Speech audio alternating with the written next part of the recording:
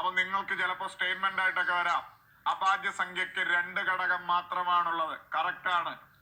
അഭാജ്യ സംഖ്യക്ക് maximum 2 ഘടകമേ വരത്തുള്ളൂ. Correct ആണ്. ഒന്നും ആ സംഖ്യയും മാത്രം.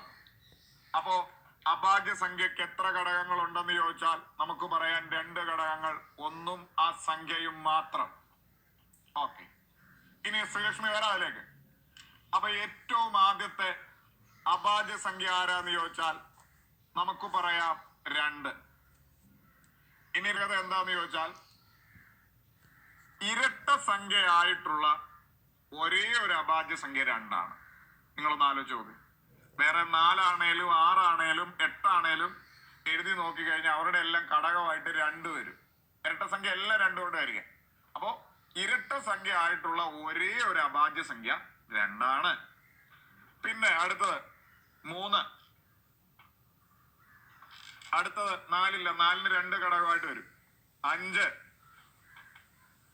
പിന്നെ അടുത്തത് 7. പിന്നെ അടുത്തത് 9 എന്നൊക്കെ പറയാനൊക്കെ തോന്നും. 9 3 ഒരു ഘടകമായിട്ട് വരും. 3 കൊണ്ടായിരിക്കാം. പിന്നെ 11, പിന്നെ 13, പിന്നെ 17, പിന്നെ 19, ഇങ്ങനെ പോകും. അപ്പോ ഏറ്റവും അഭാജ്യ സംഖ്യക്ക് 2 ഘടകമാണുള്ളത്. ഏറ്റവും ആദ്യത്തെ അഭാജ്യ സംഖ്യ ആരാന്ന് ചോദിച്ചാൽ 2 ആണ്. 2ന്റെ മറ്റൊരു പ്രത്യേകത എന്ന് പറഞ്ഞാൽ ഇരട്ട സംഖ്യ ആയിട്ടുള്ള ആദ്യത്തെ അഭാജ്യ സംഖ്യ 2 ആണ്. ഇരട്ട സംഖ്യ ആയിട്ടുള്ള ഒരേ ഒരു അഭാജ്യ സംഖ്യ 2 ആണ്. പിന്നെ 3, 5, 7, 11, 13, 17, 19, ഇങ്ങനെ പോകും. ഓക്കെ ആണോ? ഇനി ശ്രദ്ധിക്കണം എല്ലാവരും. 2 കഴിഞ്ഞു, 3 കഴിഞ്ഞു. ഇനി 4. 4-ന് എത്ര ഘടകങ്ങളുണ്ട്? 4-ന്റെ ഒരു ഘടകം 1 ആണ്. 4-ന്റെ ഒരു ഘടകം, ലക്ഷ്മി ഞാൻ വരാം അതിലേക്ക്, ഒരു ഘടകം 2 ആണ്.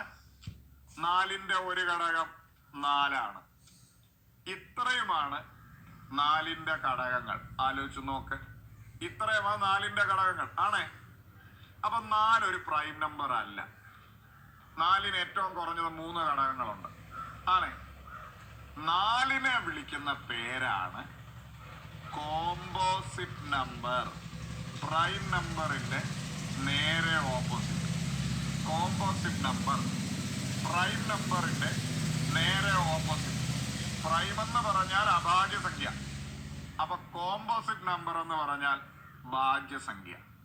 അതായത് 2-ൽ കൂടുതൽ ഘടകങ്ങൾ വരുന്നതിനെയാണ് ഐശ്വര്യ ഭാജ്യസംഖ്യകൾ എന്ന് പറയുന്നു. ഭാജ്യസംഖ്യകൾ 2-ൽ